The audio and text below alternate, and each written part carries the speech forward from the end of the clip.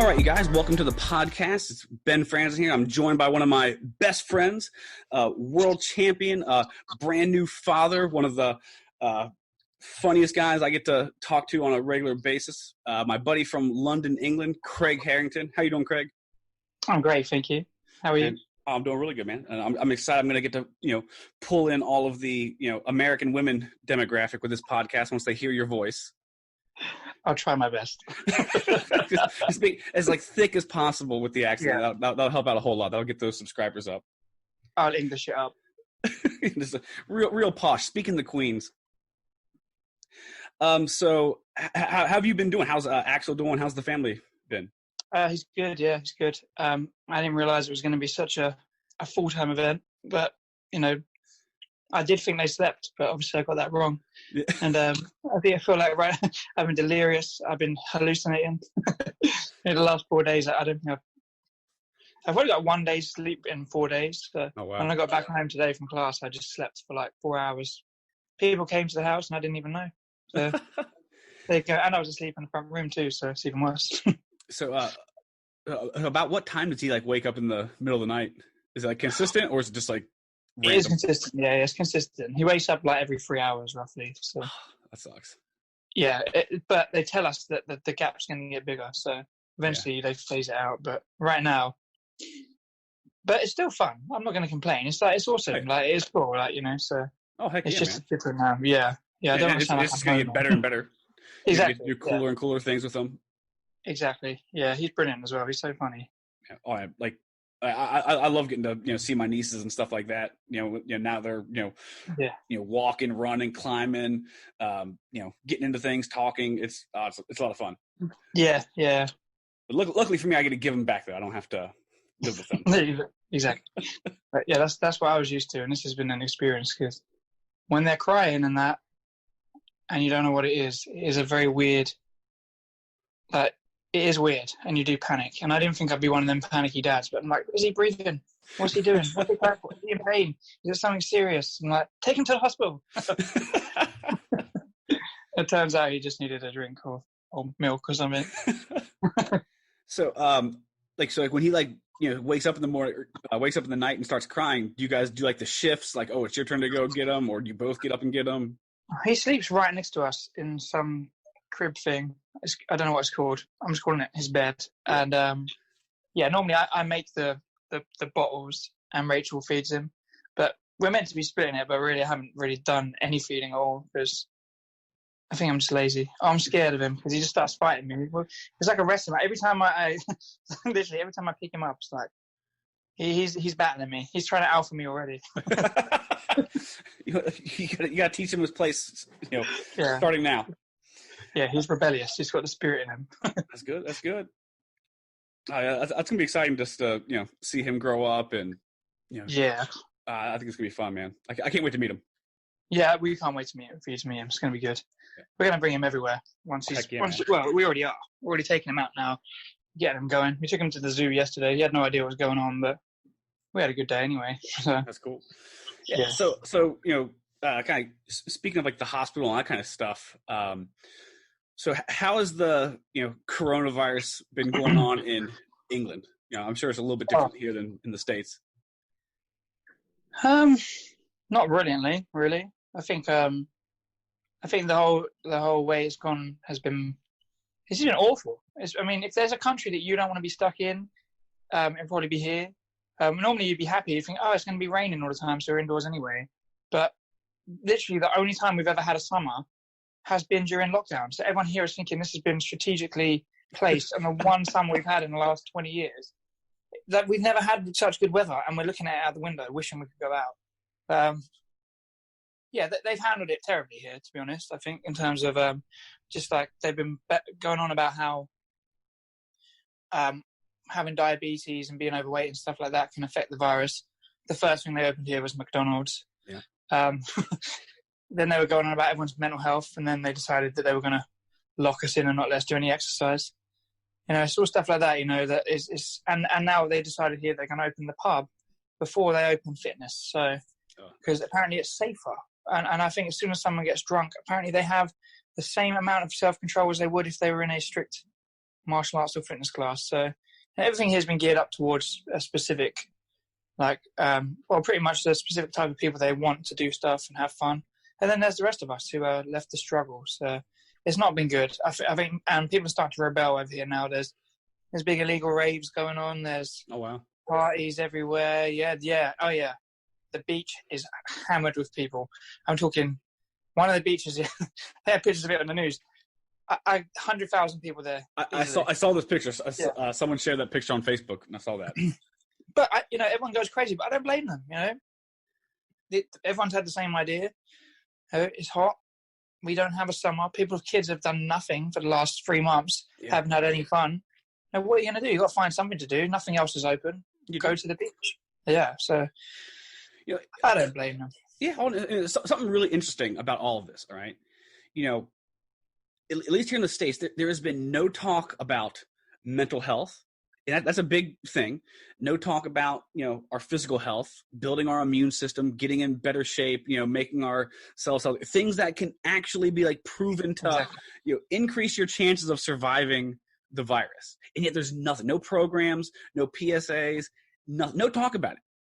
But yeah, all the restaurants are opened up. All the big, stores are opened up. Small business owners, you're fucked. But if you have the ability to pay the government a lot of money through lobbying or special interests and stuff like that, you're open. That's fine. That is it. Yeah, that's it in a nutshell. And it's just, the thing is with it as well is it fits people. The whole thing is the opinions now that people have. It's just toxic. There's this. I think they've been stressing this this level of responsibility that you now have for everybody else that you never had before in your life. We do stuff that entails risk every day of our lives. Every day. And I think that obviously the virus is a dangerous thing and everything like that, and it's bad that people die. But at the same time, the same people that are preaching, if you go out, you're a terrible person, are the same people that get in their car every day. Yeah. And there's some of them are the same people that smoke cigarettes. There's nothing that everything you do has an effect on somebody else. Mm-hmm. If you tried to control everything to protect everyone else, we would never do anything. We would be living like we were living in lockdown where we're stuck indoors. Yep. And there's nothing we can do. And then you can even argue that that's a bad effect on everybody else as well, because you're ruining everyone's mental health. It is a impossible situation. But people find statistics and stats and stuff that fit how they feel about the virus in terms of their anxieties or how they feel apparently morally, which most people feel morally higher than everybody else these days. They find the stuff they want to see. Yeah, they'll find the stuff they want to see, and then they'll go on about it relentlessly. So, I don't believe anything that I really read in the media. My theory is the media in Germany in World War II made the population believe that a specific race of people were evil. Yeah, and they made everyone believe that. The media did that by being controlled by. I'm not a conspiracy theorist, but I don't believe in. I believe the virus is real, and I believe it's definitely bad. But I don't believe half the stuff they're telling us. The agenda changes every few days. I was telling a buddy of mine, so take our cell phones for example, right? Imagine going back 100 years, or 150 years, whatever, and telling people that in 100 or 150 years, we're all going to walk around with pieces of glass that contain the sum of all human knowledge. And we're just going to keep that with us in our pocket at all times. They would probably burn you at the stake for being a witch. Or at the very least, think that you're crazy, right? But we live in a time where we have access to the most information ever. Unless you physically turn off your phone, we're constantly being bombarded with information. But at the exact same time, it is also the hardest I feel like it's ever been to find or reach the truth. Oh yeah, I agree. Any one article about the coronavirus will have 2 or 3 articles refuting that one or debunking that one or saying it's this. Yeah. And even they've been showing stuff from the WHO and the CDC, which are supposed to be some leading experts. They're even putting out bad information and stuff like that. So it's who do you even trust with this stuff? Because exactly. There's agendas, there's bad information. Yeah, it's just real hard to find the truth. Yeah, and I'm not disputing that. I'm never I feel like I can speak on this a lot anyway, because I've lost a family member apparently to the virus. He was already terminally ill, which I assume a lot of people that have died from the virus have been. Mm-hmm. But again, that he was put down as a coronavirus death, where he really died from a brain tumor that he'd had for the last 3 years that we knew was terminal as well. So, like I said, there's agendas for stuff like that. We just had a death certificate. And I was like, well, that may have finished him off, but that wasn't killing him for the last 3 years. Yeah.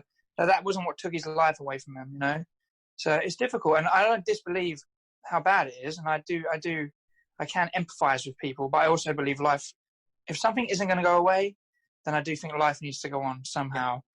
And I think that we cater all of the restrictions to not the most vulnerable people, but the most anxious people. Yes. Which is wrong. We cater to people's worst fears rather than catering to the facts. Like it is scary that that people are dying from it. It is scary how many people are getting it, but at the same time, the chances of dying are low. The chances of being hospitalized are low. So. Oh, yeah. It's a difficult one. I mean, I'm not saying sacrifice people because that sounds terrible, and I don't mean that. No. But see, like you're able to converse with nuance, right? Yeah. I swear to God, like that's like an art that has been lost.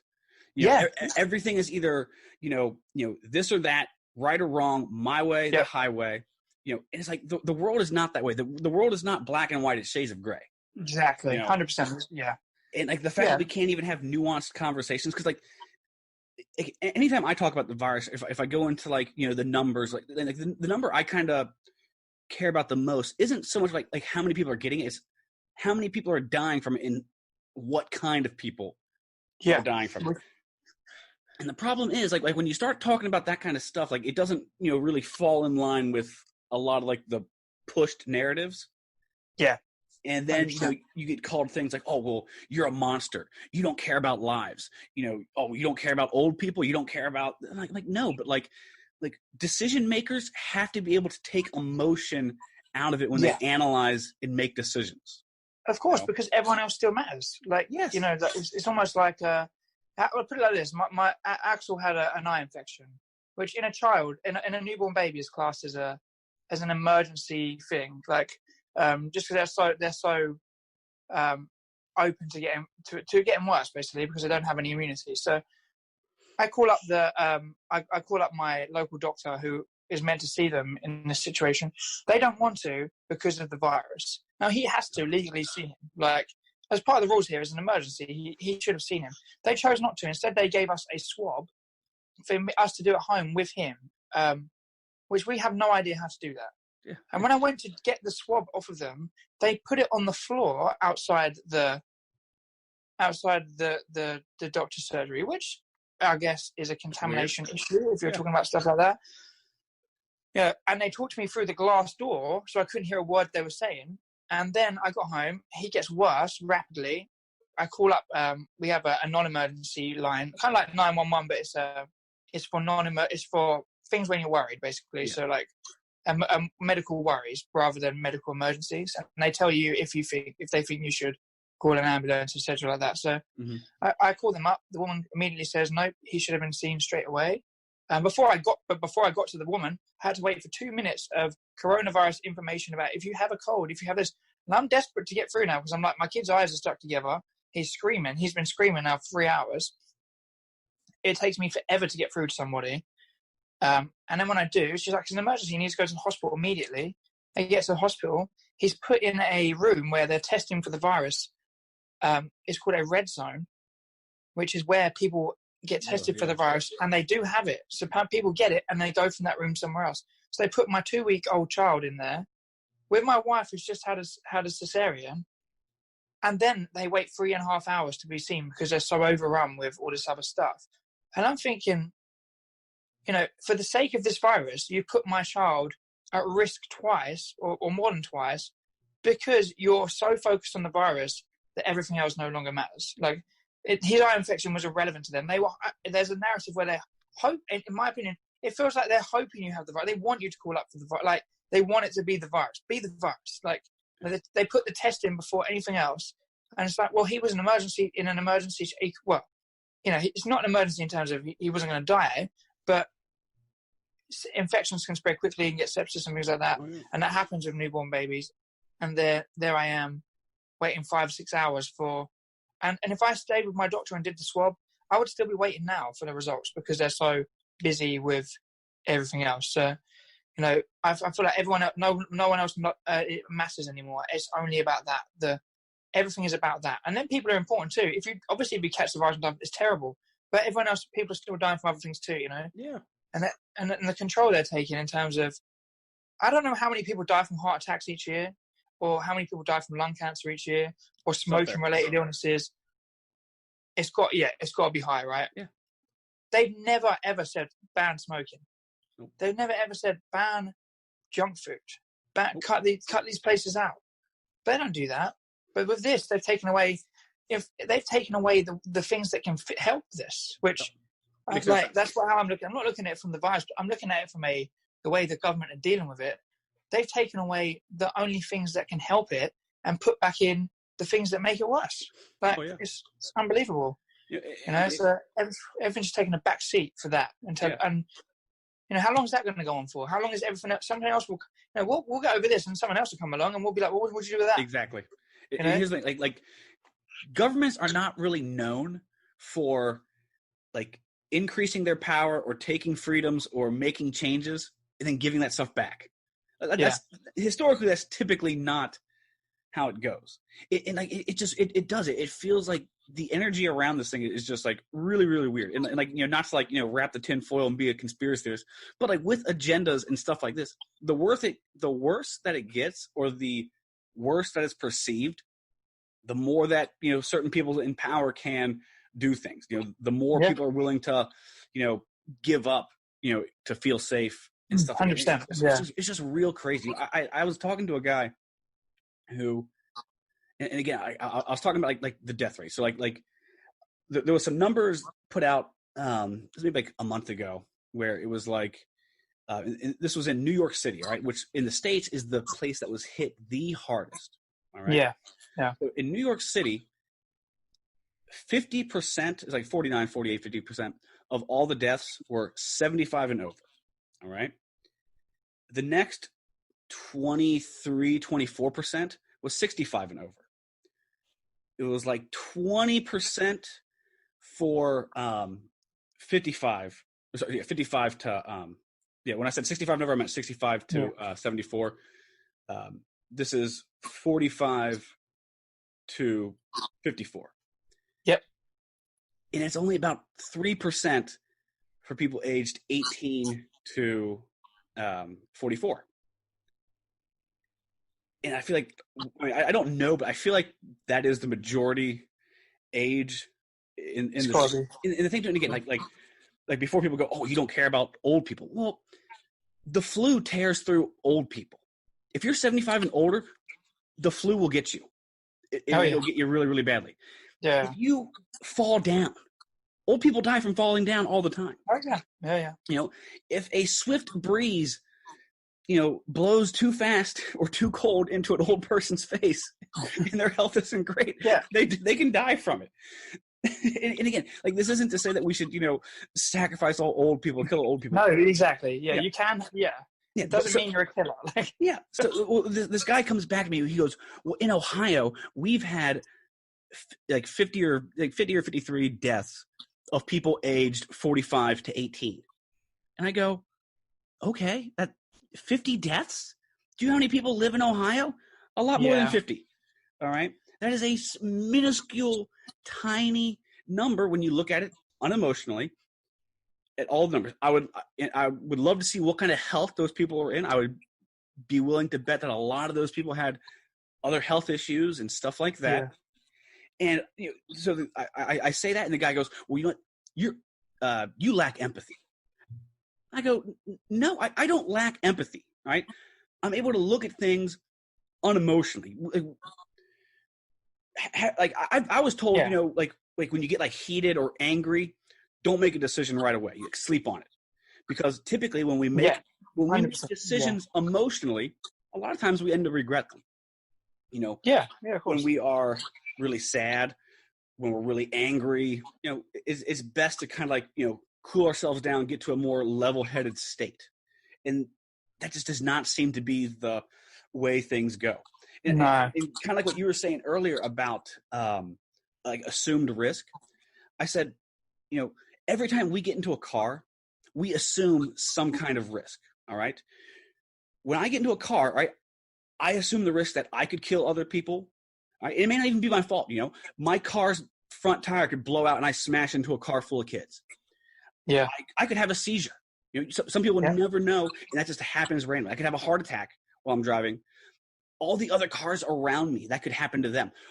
There could be drivers who are drunk, right? I don't choose not to drive just because there might be a drunk driver out there. I assume that risk. The risk of getting struck by another car like that is small, but we don't think about it. And like when I get in the car, I don't think about all the people who've died today in traffic incidents. You can't be that empathetic. No, it's not. And it's not. If you are, you're lying. You're lying if you are, because you haven't done that at any other point in your life. There's no way. If you are, if you were, you would never have left the house. Yeah. The difference is that traffic deaths and stuff like that aren't pushed constantly. It's not the constant narrative pushed. What's the constant narrative being pushed? Coronavirus. So it's always at the forefront of our mind. Yeah, and it's not. You're not saying it's not terrible by saying this. That's the difference. Like, people don't understand. Like, you're not saying it isn't a bad thing. You're not saying people dying is good. Like, it's terrible that people are dying. But like you're saying that the agenda, the way it's being presented to us, isn't the way. Like, isn't the only way to look at it. There is plenty of other ways you can also look at it. Plenty of ways. That way. That don't require you being a monster. Yeah, exactly. Like, I am a really caring. Like, I struggle with people. I really struggle when people are ill. I'm one of them people. I'm a really soft person like that, But at the same time, like, I care about other people, but I've also got to be able to live my life. Other people have to be able to live their lives, and I feel like my uncle died. Yeah, it's terrible. We was all upset. And the thing is, we wasn't upset that he caught the virus and died. We was upset that we can go see him. Yeah, like it's not the existence of the virus and people dying that is the issue. It's the whole the procedures and that have been put in place. That I have a problem with. It's not about and the way they've reopened our country backwards. They've opened up the worst things first, and you can't argue with that. You can't argue with fitness and gyms and stuff. I think I saw. I don't know how true this is. You see stuff, don't you? And I saw there was apparently a study on people that went to the gym, and they allowed a certain amount of people to go to the gym and tested if they had a higher chance of catching the virus, etc. And they came up with it not being that way. And that might not be true, but I saw something like that, which I thought, that's possibly accurate, because I'm not being funny. They were like, oh, the pubs, you've got less chance of catching the virus. I'm like, are you crazy? Yeah. You're absolutely crazy. They're like, oh, the gym has sweat. I was like, have you been to a pub? Yeah. Have you been to an English pub? An English pub, you have an inch of space around you. Like, over here, like, I'm talking, if you go to there's like local pubs where there'll be less people. But if you go to the pub here and they're talking about maintaining social distance, have you tried maintaining social distance after you've had 5 pints of beer? Not happening. Imagine trying to do it like in the box park, trying to stay 6 feet away from people. Yeah. You've got an inch of space. The people are breathing in you, they're sweating, they're spitting, they're trying to talk to you right point blank range. There's people kissing people, there's people dancing together. You can't stop these things. Like, as a natural, humans are meant to have contact with each other. Oh, yeah. And there's just not enough space to do all that 6 feet apart. No, and I'm one of those people. I don't want to wear a mask. I don't like wearing a mask. Yeah, I don't like. I feel ill when I wear the mask. I can't breathe. I panic. It feels uncomfortable. Is it gonna save someone else's life? Well, if you're vulnerable to the virus and you think you're gonna die, then you're gonna have to wait this one out. It's horrible, but it is what it is. Like, that is something that's kind of like been weird to me. So like, so something like I wish that like if I was in charge of everything, I think we know like who the at-risk population is. If you have like these general like health things, if you're this age and stuff like that, I feel like we need to ask those people to make the biggest sacrifice. Yeah, it's unfortunate, but they're also the minority as it comes to numbers, and they're the most at risk. And again, it doesn't make you a monster for saying that. You're trying to protect them in terms of that you said if this isn't going to go away, are we supposed to go back to the caveman era? Are we supposed to go back 200 years? Yeah, and that's like there's no, like one of the issues I have is like there's no like light at the end of the tunnel. Originally like they pitched this thing as stay inside for 2 weeks, flatten the curve. Well, now it's like stay inside until the vaccine happens. Well, here in the States, nearly half the people don't even believe in vaccines and won't take it. Yeah, and the vaccine will come and they go, the people that didn't take the vaccine are now causing it to mutate. And now your vaccine no longer works, so wait for another one. You know, like, you know, I love when they chuck something like that in randomly as well. The virus is mutating. Like, they don't understand this virus on the really, as far as I can tell, on the most basic level, because they can't even decide whether we should wear face masks and stuff like that. So they don't even understand anything about this virus. But now apparently know there's going to be a second wave, which we're probably already on the fifth wave because no one knows when it started. And now they're like, oh, you know, the virus might mutate. Well, it might do anything. I might build a rocket and fly to the moon before then. Like, you know, no one knows this stuff. Like, how are you basing life off what ifs and maybes and mights? You can't, you know, like, you're basing out us being locked indoors upon like your like imaginary scenarios that you have no idea if they're going to happen. Like, you know, that you don't even have a good balance of probability with it because you have no idea. You can't say, you know, it's 80% likely. You can't say any of that because you don't know. They don't know anything. Yep. And then you couple that kind of decision making with, you know, being high on emotions like fear and stuff like that. Yeah. And that leads to some problems. You know, and this sounds really offensive, but we list like the people that run our country are not a representative of anybody else really in the country. We have a system that allows certain people from certain families to continuously be a part of the elite in terms of schooling and jobs. Like that's, you know, if England has anything of a problem, it's a class problem. It's not so much. I guess we may have a racism problem, but we have a massive class problem. The people that are high up see everybody. You know, we have the middle class, the lower middle class, the upper middle, whatever they want to call them. And then you've got the upper class people. They have everything over here. Like, they are families that go back God knows how long. They go to these special schools. They have all these weird things they do and stuff like that. There's programs on it. You know, we have loads of schools and stuff like that. These guys go straight into Parliament and things like that when they get to, you know, if they want to, as far as I know. These people are making decisions based upon their lives, not on our lives. You know, the pub's open because the bankers and the financial people like to go to the pub after work. No, most normal people don't go to the pub every day after work. They don't care that much.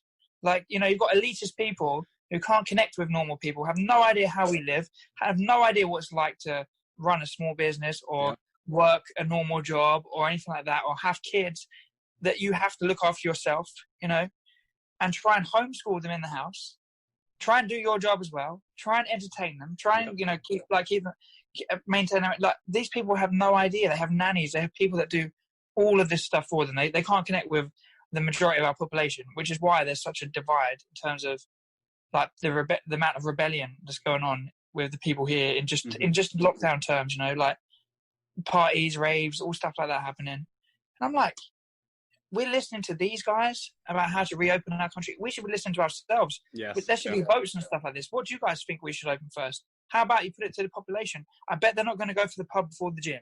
Yep. You know, like how many people?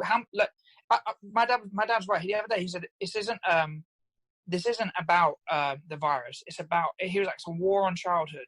It's like, if you look at everything they've reopened or changed, or there's nothing for children. Yeah, it's all adult oriented.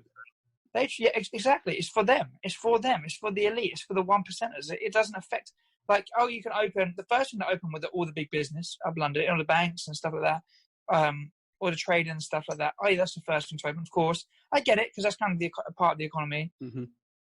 But then all of the big chains are opening. You know, things that aren't essential. Essential things are opening. McDonald's is not essential. You do not need to eat a burger.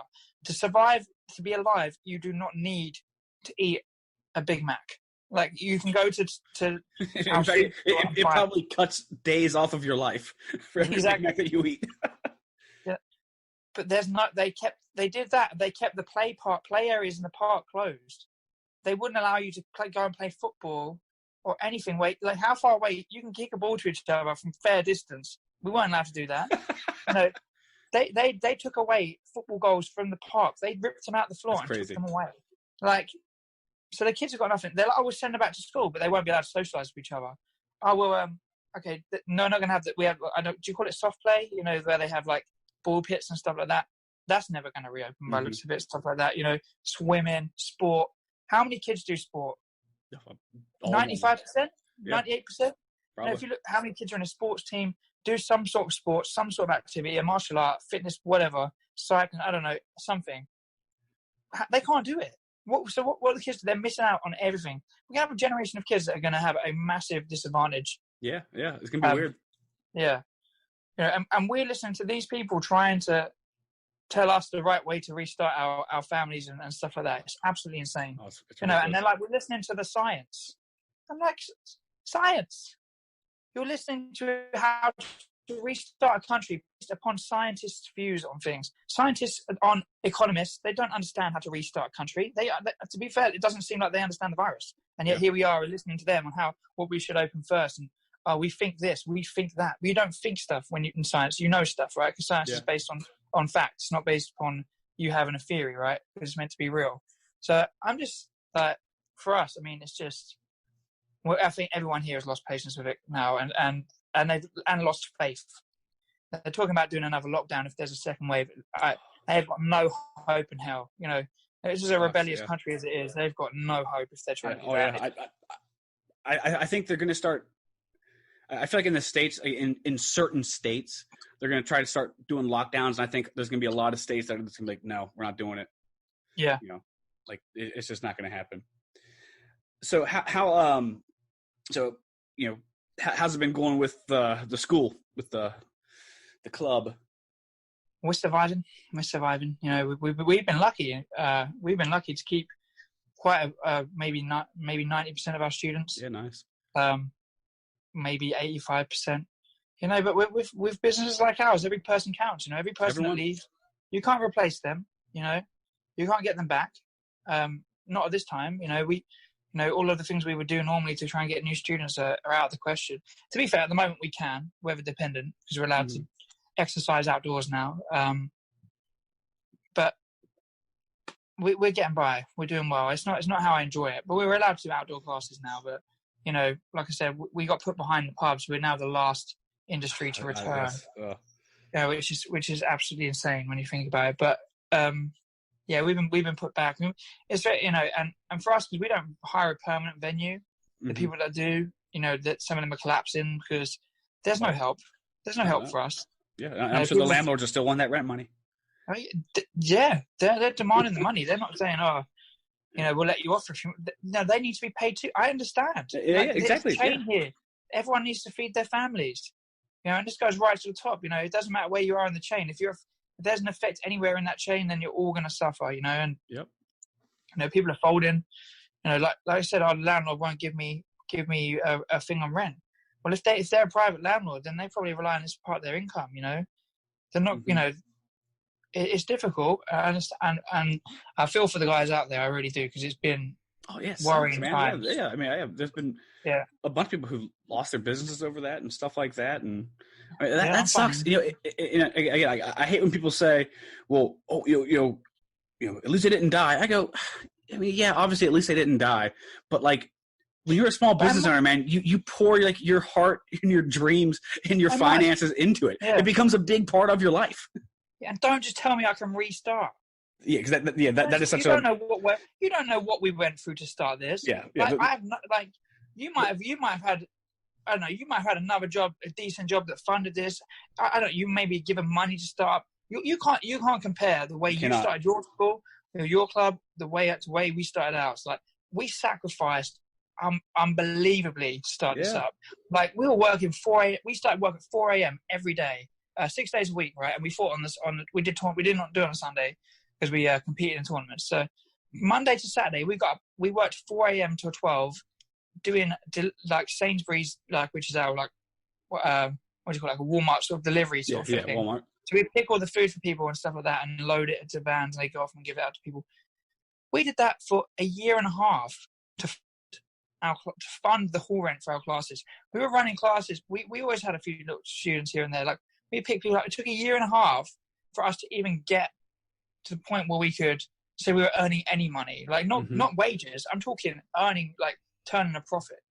You know, and then 8 years later, when we got in March, we had our best ever month. Everything was amazing, and then boom, And then, you're setting yeah, us back for like yes. 3 years. There's 3 years of my life gone, thrown away. Like, you can't tell me that I how to feel about that by saying at least you're not dead. That is the most. That isn't. Where's your empathy there? Yeah, that's very dismissive. And things like and not everyone's going to be able to get another loan. Not everyone's going to be able to gain capital or find a building. There's no like, oh, they can just rebuild. There's a lot of people who can't. There's a lot of people who won't, and there's a lot of people who won't put themselves through all the sleepless nights and worrying that comes with doing it. God, we've been doing this 8 years. Some people have been running their clubs 40 years, and you throw that down the drain. It's absolutely like, to say you can just start again is the most, for me, it's the most offensive thing. Like, just it sucks too for like the really old people who like I feel like we've been sort of lucky in like we can do what we do over Zoom. There's certain businesses that cannot do what they do over Zoom. How does a driving instructor teach you to drive over Zoom? Yeah. Or like think about like I think like gymnastics would be hard too, because gymnastics typically requires spotters, coaches, like their equipment, who has a set of trampolines at their house to do all the gymnastic stuff. Physical contact to keep you safe. They're, like you said, spotters and people that flip you and stuff like that. Like, yeah. So I feel like we've been like we've been kind of lucky, like is that regards. But there's a lot of like old people who like they can't understand Zoom. They're just too old to even. Like, as soon as they saw that it was technology, they're like, "No, done." Honey, we're done. We're calling it. Close it down. Can we do it over the telephone? Like, describe your high block. It wasn't good enough. It's absolutely. It is like for small businesses. It's been an absolute. It's been hell, isn't it? Like it's been hell for us. I mean, I've never been so stressed in my life, and I'm kind of go. Before this, I worried about the club, and we were doing really well. Like if we lost one student, I'd be upset. Now when it's possibly 30, maybe 35 students that are no longer training, and I'm not blaming them because a lot of these guys have lost their jobs. Exactly. Yeah. Their circumstances are awful. We've had a few people that are just outright but we have like maybe 250 students out of 250 people. You're going to get a few people that aren't great. The averages are there, but like most of our guys have struggled and they've tried to support us. In a lot of ways, it's brought the people that are still here closer. And I was talking with some of my guys the other day, and I was like, those of us who've been like teaching the Zoom classes and stuff like that. That's going to give us stories for years. We're going to be able to tell people 5-10 years down the road, oh man, like back in the 2020 lockdown, they're going to get to tell about all like the goofy stuff that's been going on during Zoom. Have you ever like when you've been teaching, like in a normal class, like when you're actually like in the club doing your stuff, have you ever had a kid like pee themselves? Yes. Oh, yeah. Numerous times. Yeah. I think every martial arts instructor has that story, right? They have to. Have you had someone do it on Zoom? No. Is that even possible? Yes, it is. It's an actual thing that can happen. I am disciplined. They're so scared to leave the room. Exactly. Yeah, such perfect self-discipline. They're like, I can't leave. They wouldn't ask the question, and like I just assumed that they're in their own house, they're gonna do whatever they want anyway. Yeah. Why do they need my permission? I'm not in their house. I bet you was partly proud for that level of discipline. I say to my guys when we're doing sumo stunts, I say, look, I don't care. I want you to be so focused that if this building fell down above you and everything was just dust and rocks and stuff. When it clears, I expect to still see you standing there in sumo stance, not moving. That's the kind of discipline required. If there has been like any like silver lining through it, it's like getting to train with people who you normally don't get to train with has been really cool. I've loved getting to hang out with you guys and train with you guys during the day. There's cool seminars going on and stuff like that. So there is an upside or a silver lining in there. With it has been, definitely. And things I don't have sympathy for certain people out there. There's been instructors that have almost given up, or ultimately the culture of your school reflects you as people. 100%. If you're a loyal, caring person, you're going to attract other kind of people like that. You know, you attract like-minded people all through your life. You know, otherwise you can't be around them. You can't tolerate people that don't match you. You might have opposites and stuff, but there's always a common theme between kind of people. And I think that for years we've been trying to build this family culture and stuff. And for us, it's been our saving grace. You know, and some people haven't even done Zoom classes, and they're up there going, "Oh, well, when are they going to open the gym up?" I was like, my gym has been open for the last 3 months because I've given everything. And at the end of the day, if we lose the club and it goes and we lose all our students, I know that I couldn't have given any more. Yeah. You've been out fighting. Yeah, I know that I gave it best. And I physically could not have. We gave back as much as we could. We couldn't have been more grateful to the guys. That we gave them all of we taught every day, tried to keep our schedule similar to what it always was. We allowed people to do as many classes as they liked. Yeah. We did one-to-ones with the people that paid more. We did everything we could, and I was teaching 3 times more than I normally do. Oh, no, I've worked harder during this time than I've ever worked in my life, I feel like. Yeah, definitely. And I'm watching the grey hairs just appear daily. You know, I can admit every day I'm plucking them out. But I think that's key, man. Having that kind of that familial, I don't know, family culture in your school, and that helps so much.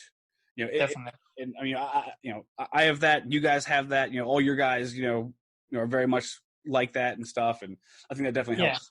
And that's why we connect so well as people. But also, when I go to your club or train with your guys, it's like being at home. So, it's really definitely, cool.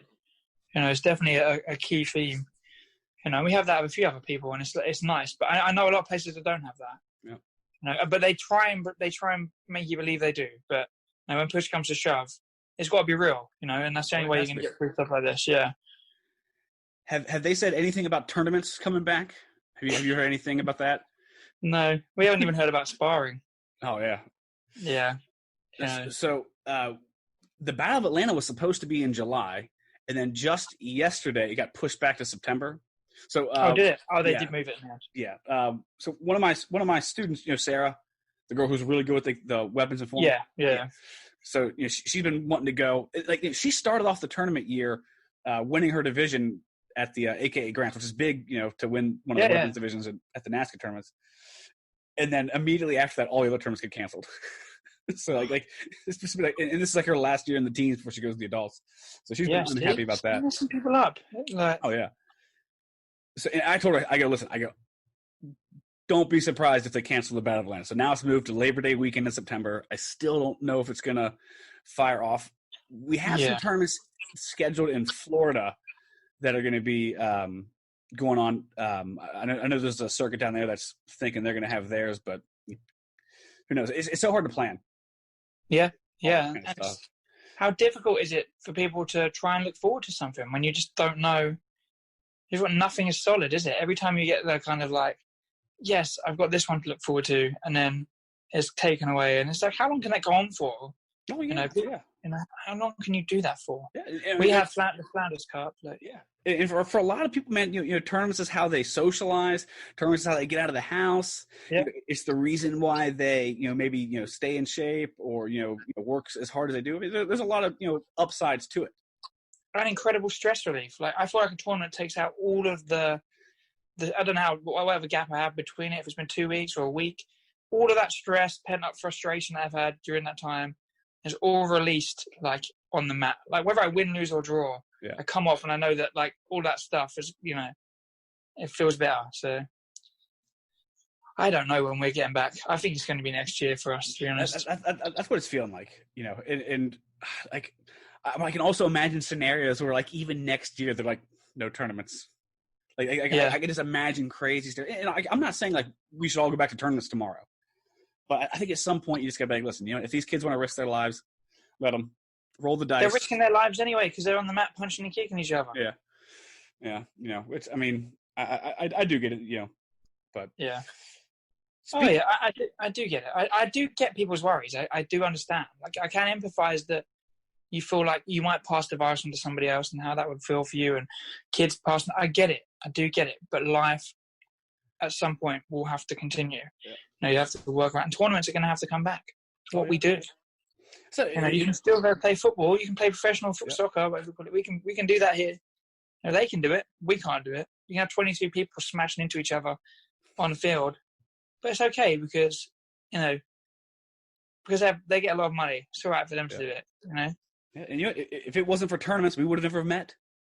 Yeah. You know, if COVID was going on during the WKC Worlds where we met, you know, who knows? You know, exactly. We would have never ran into each other. Yeah. How different would life be now? Oh yeah, man. My Call of Duty score would be way lower. Mine would probably be a lot higher.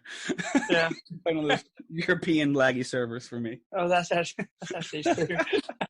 No, dude, now my thing is just running around with the sticks. Yeah. That's all I'm doing. I'm just like, no guns. I'm not even bringing knives to a gunfight. I'm bringing sticks. Caveman technology, baby. You're preparing for the future. Yeah, I'm practicing for the post-apocalypse.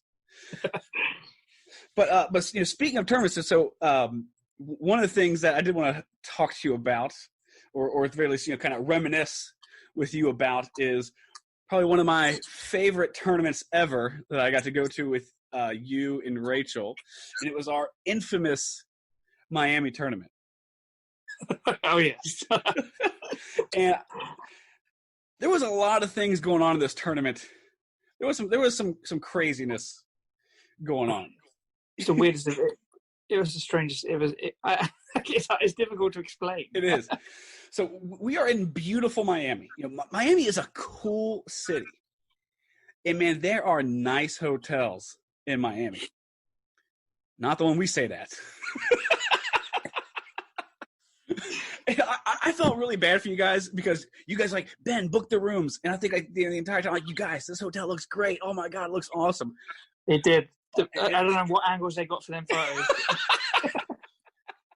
They must have called him the best. Oh yeah. Well, like looking back, like they didn't do any of the pictures of the ugly carpet that was throughout the entire hotel. The completely outdated like wallpaper and pictures and stuff hanging up. It was like Scarface era decor. Yes. But like without even being like, you know, cool Scarface stuff. Yeah. The budget. Oh yeah. And so so we get there, and was it team fighting was first? Yeah. Yeah. Yes, it was. Of course it was. Of course it was. Yeah. So what was the issue with the team fighting, Craig? Remind me. The issue is for the last 5 or 6 years, maybe longer, maybe 10 years, my wife, and my friends, including you, who know that I have a huge fear of tall buildings, consistently make me go up tall buildings. And I've said forever that I don't actually have a fear of heights. I just have I can't even explain it. When I'm at the top of a tall building, I feel like it's either going to fall over or the floor, between me and the floor, from my feet and the floor, there's nothing underneath us. Yep. So I feel like there is no other floors below. So I feel like I'm going to fall for a trapdoor. Like, and if I go near the window, I freak out. So when we get to the top of the building, because the tournament apparently was on most tournaments. Most tournaments, the fighting and the competition takes place on the ballroom. Yeah, that makes sense. Yeah. But for whatever reason, we're on like what floor were we at? Like, was it like 16, 17? I think it was 18. 18. All right, so 18. We're at the top of the entire building. You can go on. There was no walls. There was only window. Just windows. Floor to ceiling windows in every direction. And then I look around. I'm already panicking. I'm already feeling like I want to lay on the floor. That's how I feel. I feel like I want to lay on the floor and crawl to the stairs and start crawling down. That's how I feel when I'm on them. Yeah. And then they go, oh, look at the fighting area. It's pushed up against the window. Right up against the windows. So like we said, but this hotel must have been built. I don't know when it was built, but I went to the windows and I thought, at least try and make myself feel better, because surely these windows are double glazed. Surely they're solid enough to withstand a hurricane.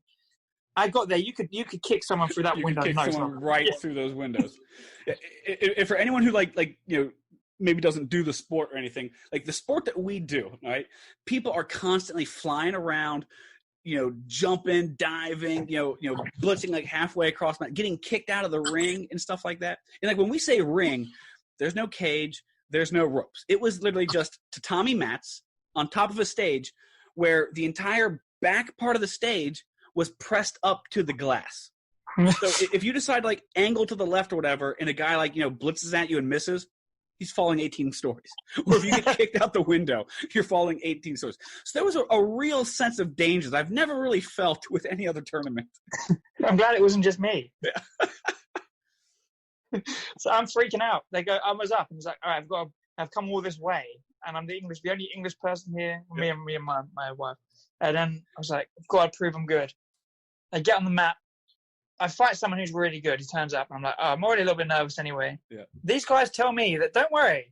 I'm like, I don't want to do this. I need to get down. I'm panicking. Don't worry.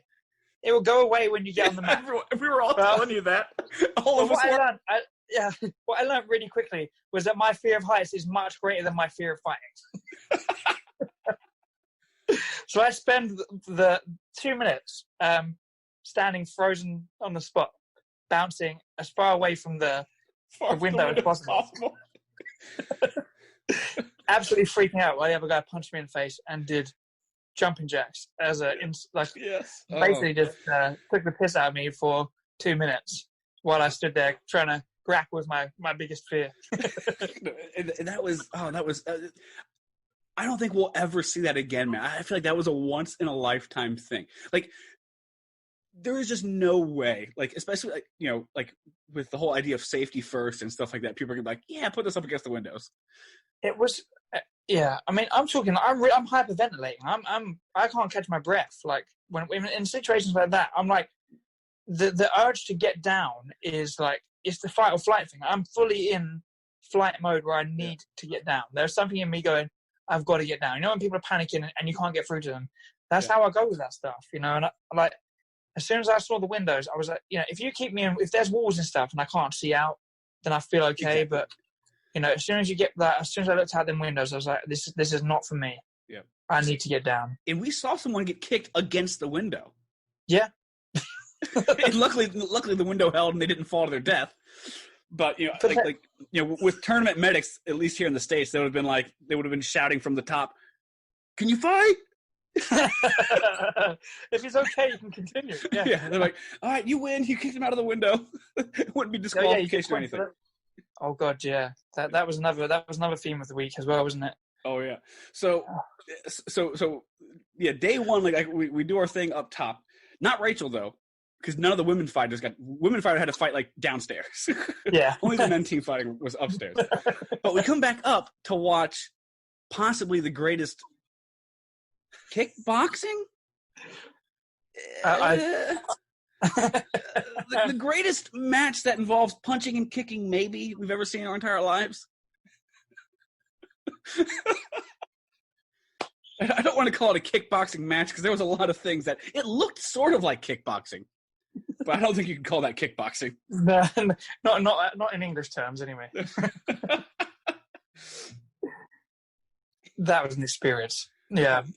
It was like a special match. Yeah, it was like an exhibition match, and so they have this guy. He's like the old veteran. He's been fighting for a long time. He built himself up very well, and he's fighting the young line, right? And they find the fittest looking dude. I mean, this guy looked jacked. All right, I mean, just looked like he was in the best shape of his entire life. Better than like actual professional fighters. Yeah, it had zero cardio. He had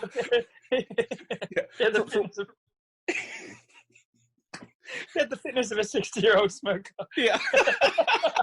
And it was only like, 3-minute rounds or 3 2-minute rounds? Oh my God, he lasted 10 seconds. Not even 30 seconds in, man, he's gassed.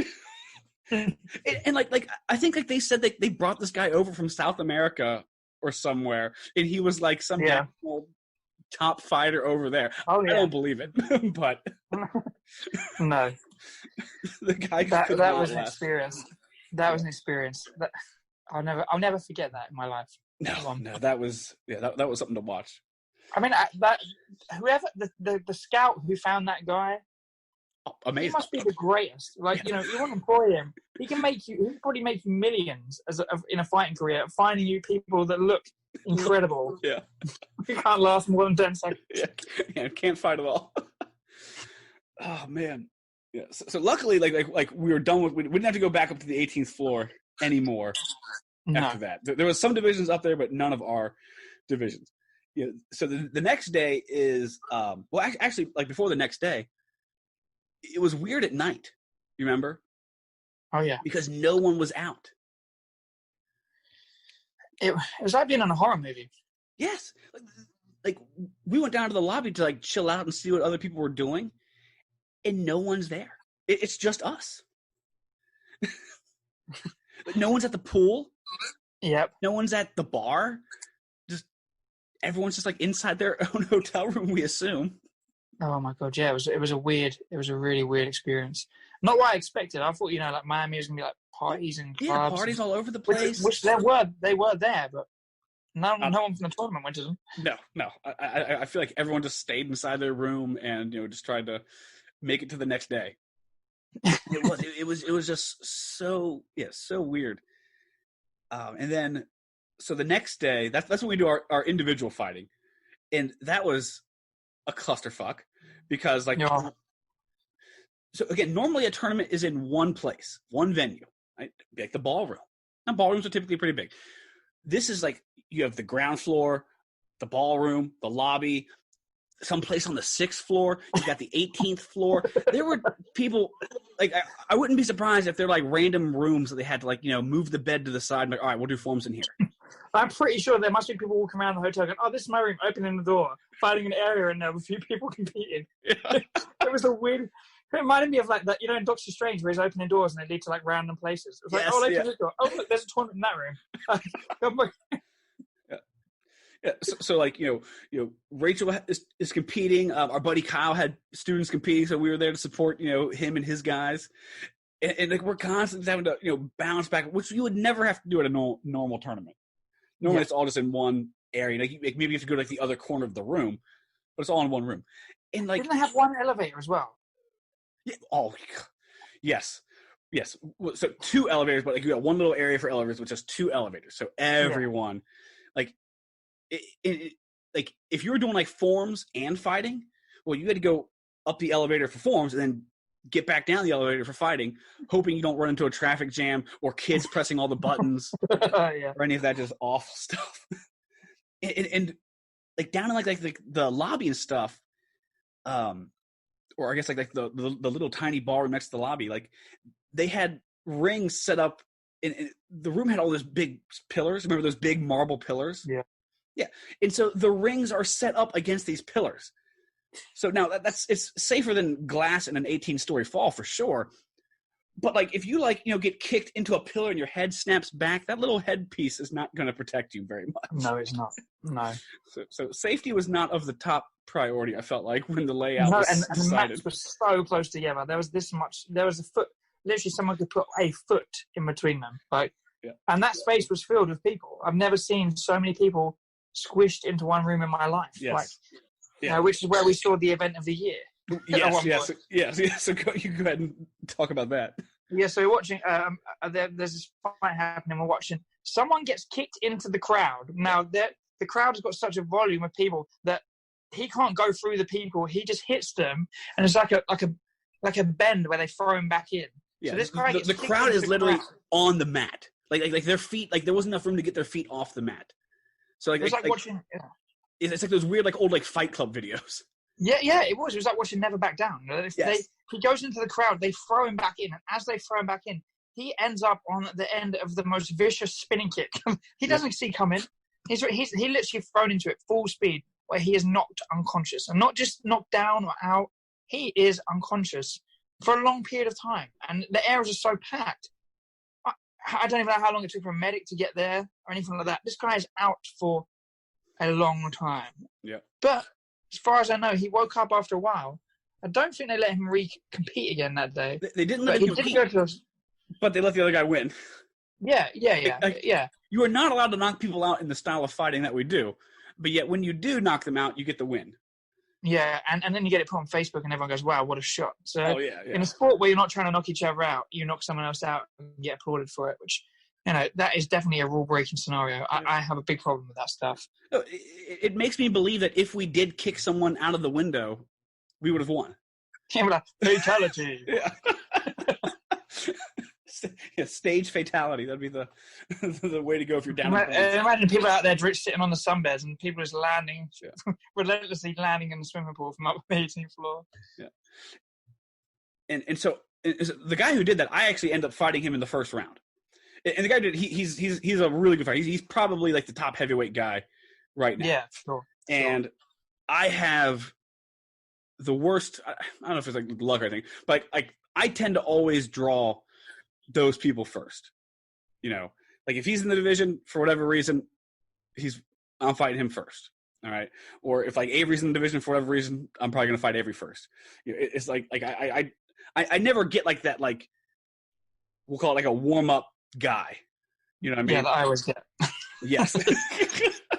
So I ended up fighting this guy, and like he damn near tore my ACL when we clashed with the kicks, and he like hook kicked over my leg and then tore it down.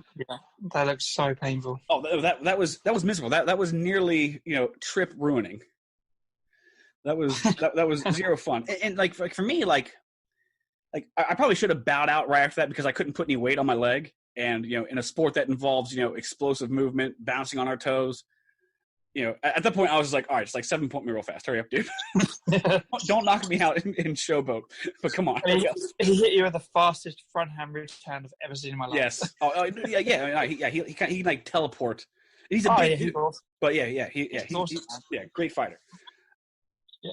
But I think my division went first. So we saw my first round draw. The guy who ended up winning the entire tournament too that year. Yeah. And then it's time for your division to go, and you get the greatest first round pick I've ever seen in my entire life. All right, everyone in your division is built like you. All right, you're all tall. You're all got long legs and arms. You guys are all really fit, except for one guy. There's one little short dude from Mexico who was cross-eyed, so probably couldn't even see very well. And you draw him first.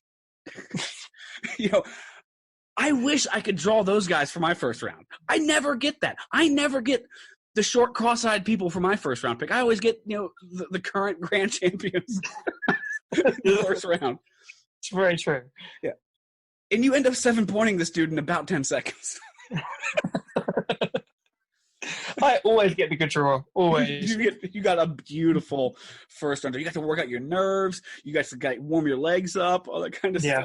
Try a few different things. Yeah. Oh, yeah. Get your confidence up. Get all your your rhythm going. Not me. No. I got to be on it from the get go. Which I mean, the nice thing about that is like if you do make it through the first round, it's like okay, good. Like I typically eliminate one of the better people. Yeah, and you don't have to up your level then. Yes. Yeah. I kind of maintain. I don't have to try to jack it back up. But like that was that was something to watch. Just to see you get that draw. And I was jealous. I'm not gonna lie. After the draw you had, that must have really sucked. It did. I can argue I possibly deserved it since I traveled like 3,000 miles further. Yeah. But and had a fight on the 18th floor the day before. Yeah. Luckily, we're on the ground floor at this point. Yeah. Oh, yeah. I was determined then. I was like, this is it. I can feel the ground beneath my feet. That was a good day. Yeah. That was a good day. That one was better. I mean, even though you tore your leg, you still fought for the first 4 seconds before you injured your knee. You're fighting great. You look really good. You're moving really well. Yeah. You flew one great side kick, which destroyed your leg, but it was a good side kick. It was a great side kick.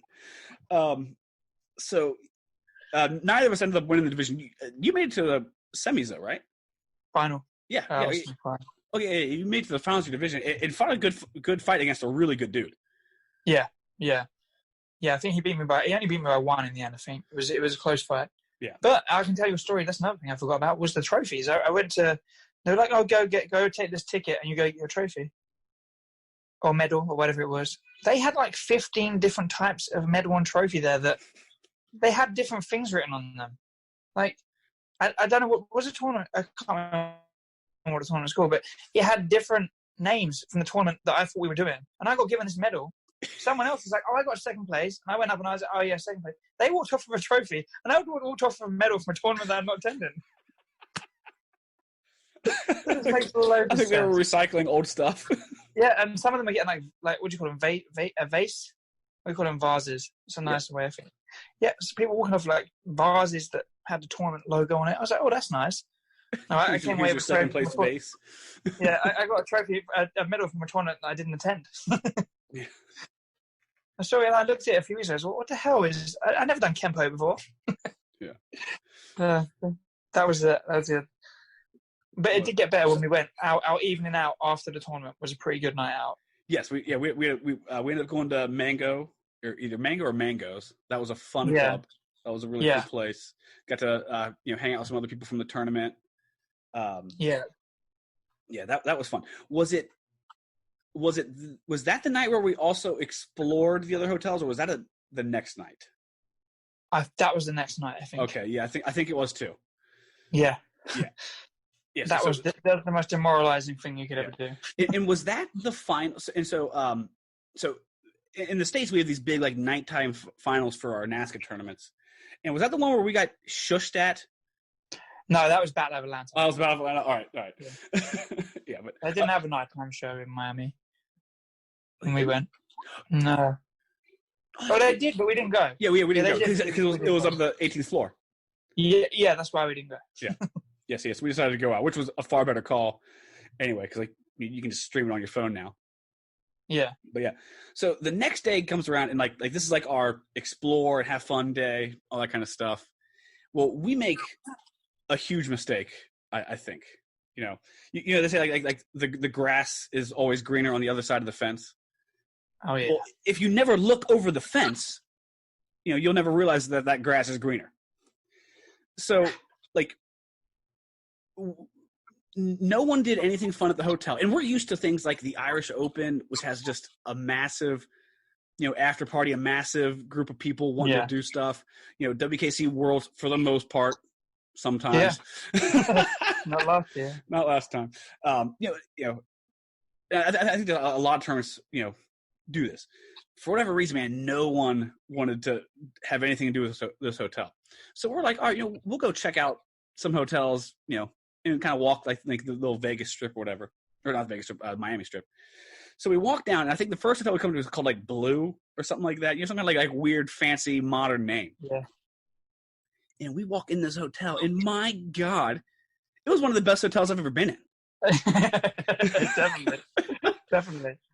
Yeah, they got like shops, clubs, bars, fountains, people actually in the lobby. That was the weird part, seeing actual human beings. Yeah, at nighttime in a hotel, because we weren't used to that for the past couple of days.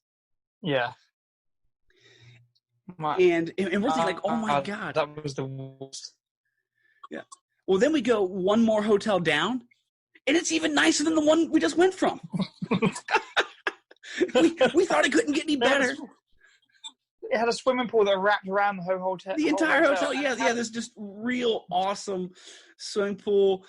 Again, man, cool shops, really cool restaurants. Yeah. We'll talk about the restaurants that we had access to.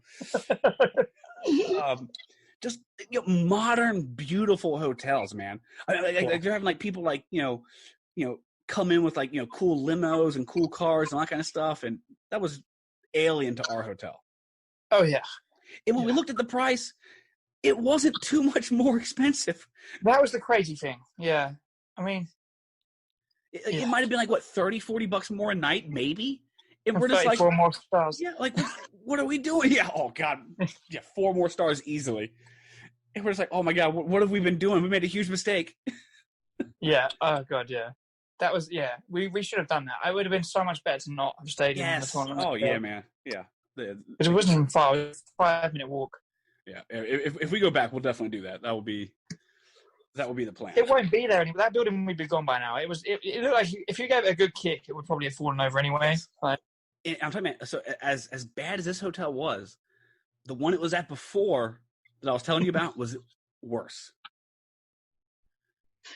Yeah. They moved it to I don't even know how it's possible, but They moved it to the I guess there's a hotel at the airport, and that's where it was, I think, last time. And like that's supposed to be nicer. The only problem is like the one we were in was also supposed to be nicer too. So like when the bar is really low, it's easy to say it'll be nicer because like this is nicer. Yeah, but we want to stay up here. Yeah. Oh man, yeah, that was that was definitely a good lesson learned about that. Yeah, and the hotel restaurant that we had access to was just this tiny room that the people acted like it was weird that we were even in there wanting to order food. Yeah, they did. When they're like, what are you doing here? Yeah. Oh, we want to get some like lunch. Like lunch. What do you mean? Go to a restaurant. Right, well, we're at a restaurant. We don't want to walk that far. I remember they said they were closed at like 7 p.m. on a Saturday or something like that. Yes. The whole thing closed down at like 7. Yeah. It's Miami. I feel like closing down at 7 does not mix well with Miami. No, it was weird.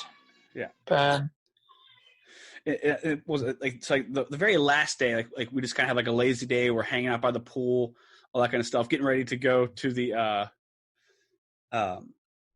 we're waiting to go to the airport that day. And this is where I feel like that hotel doesn't have enough money to like replace furniture. It doesn't. So if you guys go to this hotel, you might see a couch there that has a huge stain in it. What were you eating? It was barbecue sauce and blue cheese. It was a combination of wings. Yeah, wings with barbecue sauce and blue cheese. It was an excessive amount of blue cheese as well. It was like 3 pots of blue cheese. They brought it out on the weirdest plate that made no sense. It was a tiny table, and this plate had 4 legs. Unfortunately, there wasn't space on my table because Ben had ordered large fries. So it was took up most of the table. Yeah. So what did they do? They placed it on the table, and within 3 seconds, the chair collapses all over you, all over the couch that you're sitting on. No, and then I got scrubbed by about 7 people who just appeared out of nowhere, just hitting me with That was the most amount of workers we ever saw working at the hotel. They all came out of the woodwork ready to clean you up. It's like, oh God, maybe he'll tip us. Maybe he'll tip me if we clean him. I've never seen so much sauce anywhere in my life. It got and like ruined my jeans. Like, it ruined that furniture. Yeah, but you know they can't replace that couch. Yeah, it did. They just took the cushion and flipped it over. That material. Yeah. What kind of restaurant has a couch with that kind of the material that absorbs sauce that you can't scrub out? Like, who has that in a restaurant? Would you have like a lever or something where you know that it can't absorb? Like, it was just it's disgusting. I think that couch must have been about 30 years old as well, to be honest. Easy, man. Like that was probably needed that. Yeah, that was an awful couch. Just again, terrible decor, terrible furniture. I mean, there was a few stains in there from previous years as well that I could see. So the carpets were gross, man. Damage. Yeah, after we came back from the nice hotels, all the imperfections stood out even more. We started looking at all the ugly stains on the carpet and on the walls and stuff. We're like, oh God, this place is dirty now. Yeah. Oh yeah, God, yeah. Yeah, after seeing what we could have had. Anything. Yeah, ignorance is bliss. Yeah. Like when you don't know, you don't know. Oh, for sure. Yeah, that was a tough one because for us it's such a long way to go, you know, and Miami is such a cool place that to not have the hotel that might have made the trip for you. No, like we had a lot of fun, but we would have had a lot of fun chilling in the pool at the bar that was in the swimming pool that you could swim up to. Yeah, you know, like the unstaffed bar that was. Yeah. Until like it was the last day when we were waiting to go to the airport, a bartender finally appeared. Yeah. And remember that half-built bar thing they had where it was like, yes, I can't remember it's called, something like the drink shack or something like that, and it was like they'd started building it about 6 years before, and it clearly just funding just went, and they just abandoned it was still there. Yeah. They were still threatening it. They were still threatening that it was going to happen. Yeah, in 5 years' time. We'll be able to have fun. It's coming, baby. Fun is coming. Yeah, that was bad. Oh, it was a bad hotel. No, if we go back, it would have been nice just for us to have a if we go back, price as well, wasn't it? If you went back, it was absolutely no-brainer to do that. Yeah. We will definitely have to stay at the nice hotel, but we have to check back in on this hotel. Like we'll have to go in at least once, just to see if it's there. See if it's even still there. I think it wouldn't be. I think it's gone. Like it can't. I wouldn't be surprised. I can't see how it would survive. Yeah, because the hotel that it was originally in got torn down. It was condemned. Yeah, and they finally tore it down. It. Yeah. But I will say, like, it is a testament though to us being able to have fun, like anywhere we go. Yeah, we made the best of it. Yes, between Miami and Niagara Falls, like, you know, that was a whole experience. Like, we don't need to get into the whole Niagara Falls, but man, that is the most boring place on the planet. We should get into that one day. That was. Yes. Oh, we definitely will. Oh, there's some stories from there as well. Oh yeah. Yeah, there's some stories from there. Yeah, we'll definitely have to do that. But yeah, man, I think this feels like a good place to wrap it all up. So, Craig, I appreciate you coming on and hanging out. I definitely want to have you back on. We have got a million more stories that we can tell. Oh, yeah. Yeah, so we'll have to get into that. I know that you want me to tell the tournament story, my tournament story. So yeah, the greatest story ever told. Like right up there with the Bible. Well, it's so good that I tell other people your story. Like, when I do tell, I will make sure that you're on. Because I think you would be the perfect person to have on there as I tell it. Oh gosh. Yeah. So yeah. Again, I appreciate you coming on, Craig. And for all you guys who are listening, watching, please keep liking, sharing, subscribing. If you're going to the YouTube channel and you want to get notified of when I post these, there's a bell icon you can hit. But yeah, just keep sharing it, keep spreading it, tell your friends about it. And I appreciate all you guys, and I'll see you guys later. Bye.